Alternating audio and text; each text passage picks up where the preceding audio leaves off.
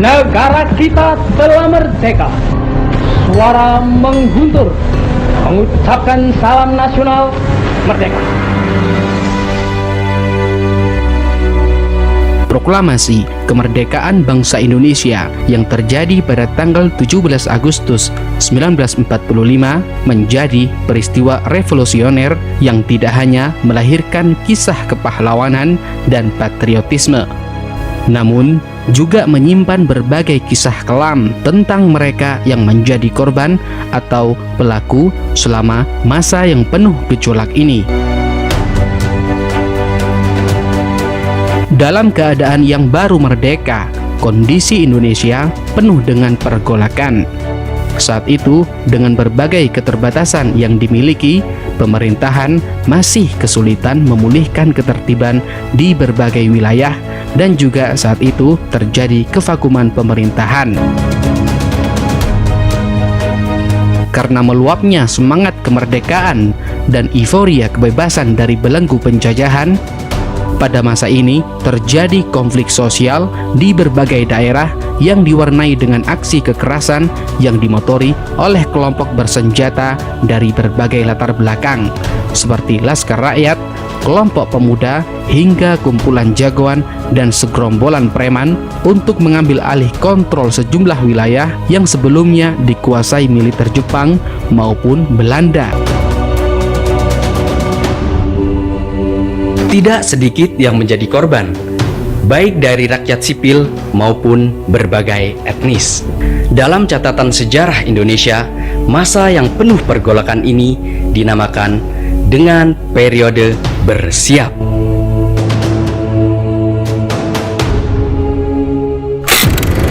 I now invite the representatives of the Emperor of Japan and the Japanese government and the Japanese Imperial General Headquarters to sign the instrument of surrender at the places. From a photographic plane, here is the motion picture spectacle of all time. 15 Agustus 1945, setelah 2 kali diserang bom atom oleh pasukan sekutu, Jepang menyerah dan menyatakan kekalahannya pada Perang Asia Timur Raya. Sebagai pihak yang kalah, Jepang mendapatkan tugas untuk menjaga keamanan dan ketertiban di wilayah bekas pendudukan mereka. I now invite the representatives of the Emperor of Japan.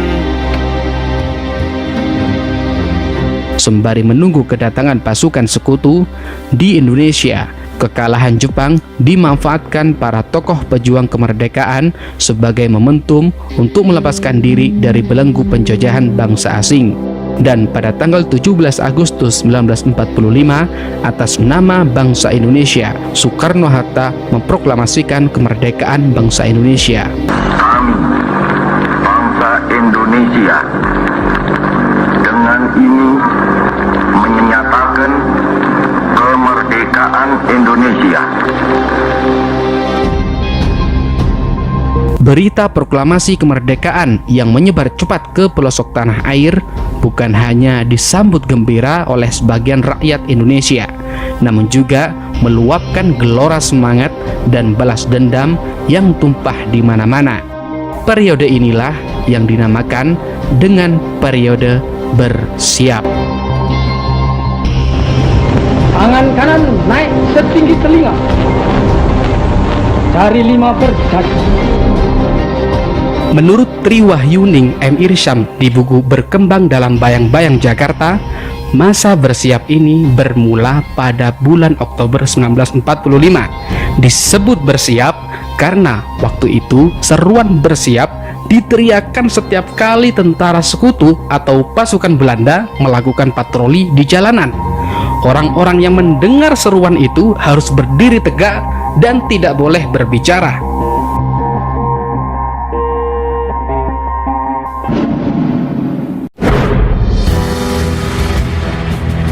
Selama masa penjajahan Belanda maupun masa penjajahan Jepang, orang pribumi Indonesia sering mengalami kekerasan, penindasan, hingga pembantaian oleh para penjajah Belanda maupun Jepang.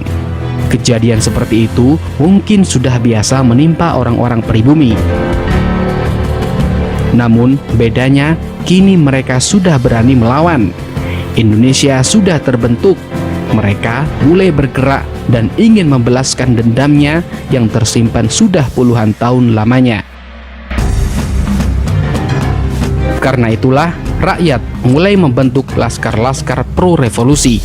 Perkumpulan-perkumpulan dari yang kecil sampai besar bermunculan. Hampir semua anggota-anggotanya memiliki senjata hasil rampasan militer Jepang maupun militer Belanda. Mereka mulai membalaskan dendam mereka kepada orang-orang Belanda maupun tentara Jepang. Berbagai agitasi muncul di pelosok-pelosok daerah. Pada waktu itu, banyak plakat yang menganjurkan warga pribumi, khususnya dari golongan pekerja, untuk tidak lagi menjual apa-apa kepada orang Belanda maupun tentara Jepang. Lampu dan air diputus. Mereka benar-benar diboikot total.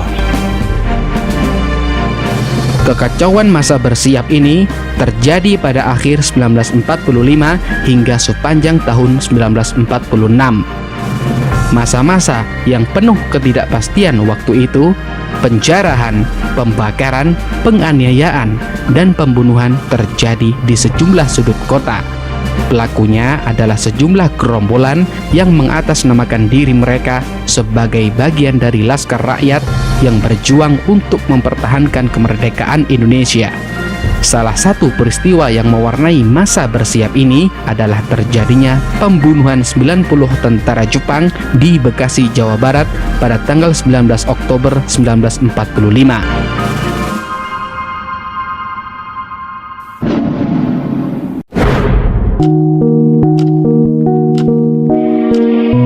Tragedi terbunuhnya 90 tentara Jepang yang terjadi pada tanggal 19 Oktober 1945 ini awalnya saat pemerintahan pusat di Jakarta memberikan fasilitas kereta api yang mengangkut sebanyak 90 tentara Jepang Kaigun yang sudah mengaku kalah untuk pulang ke negaranya.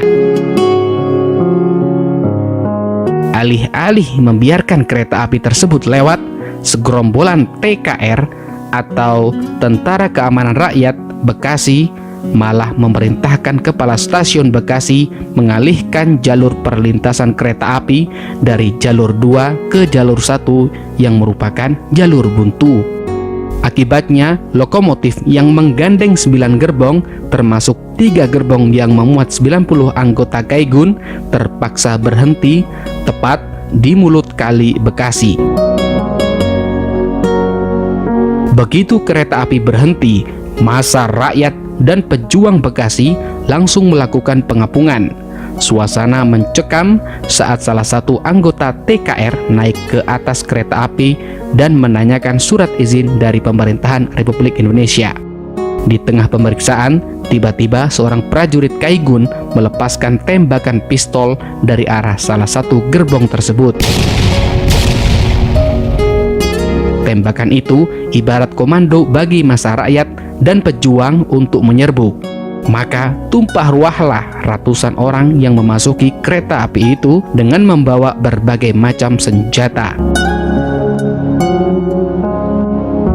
Setelah melalui pertempuran kecil, beberapa menit kemudian massa berhasil menguasai kereta api.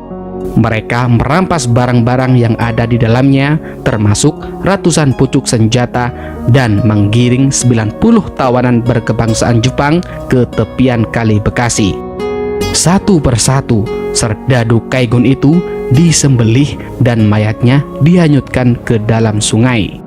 Bahkan menurut berbagai saksi, kali Bekasi setelah eksekusi para tentara Kaigun sampai berwarna merah karena darah yang keluar dari tubuh para serdadu Jepang itu. Karena mengetahui peristiwa itu, Laksamana Muda Maeda menjadi marah.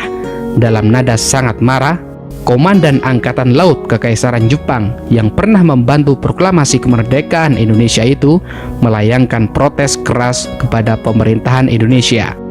Singkat cerita, Setelah dilakukan pendekatan politik secara intens oleh pemerintahan Indonesia, Laksamana Maeda akhirnya dapat dibuat maklum. Karena masa itu Indonesia baru merdeka dan masih dalam kondisi kevakuman pemerintahan.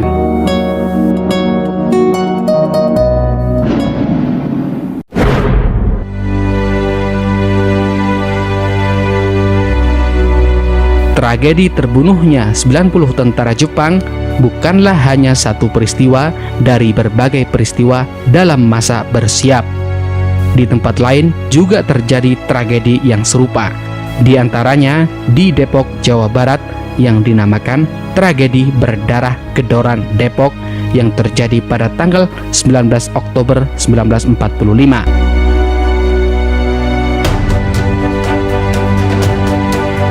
Saat itu, ribuan orang yang terdiri dari para pemuda datang dari sejumlah wilayah pinggiran Depok. Mereka menyerbu pemukiman kaum kecamatan Pancoran Mas, Depok, Jawa Barat. Tidak hanya membunuh, massa dari para pemuda itu juga melakukan penjarahan secara besar-besaran. Disinyalir, aksi penyerangan yang dilakukan para laskar pemuda itu terjadi akibat adanya kecemburuan sosial. Sebab saat itu mereka yang bermukim di kawasan tersebut dikenal dekat dengan pihak kolonial Belanda. Kemudian pada tanggal 13 Oktober 1945, segerombolan orang menyerbu yang mengakibatkan 10 warga terbunuh. Orang-orang Eropa dan orang Indo, juga orang pribumi yang beragama Kristen dikumpulkan di belakang stasiun Depok. Mereka ditawan dan dibawa ke Bogor. Mereka terdiri dari pria, wanita, hingga anak-anak yang seluruhnya hampir juga ditelanjangi. Tindakan kriminal ini terus berlangsung di berbagai daerah di Jawa dan Sumatera. Tidak peduli siapa saja, mereka yang berasosiasi dengan Belanda dibunuh. Ada pula orang-orang Indo, Eropa, Tionghoa, dan pribumi yang bersekongkol dengan Belanda maupun Jepang juga dipersekusi. Pria, wanita, dewasa, hingga anak kecil juga terkena persekusi.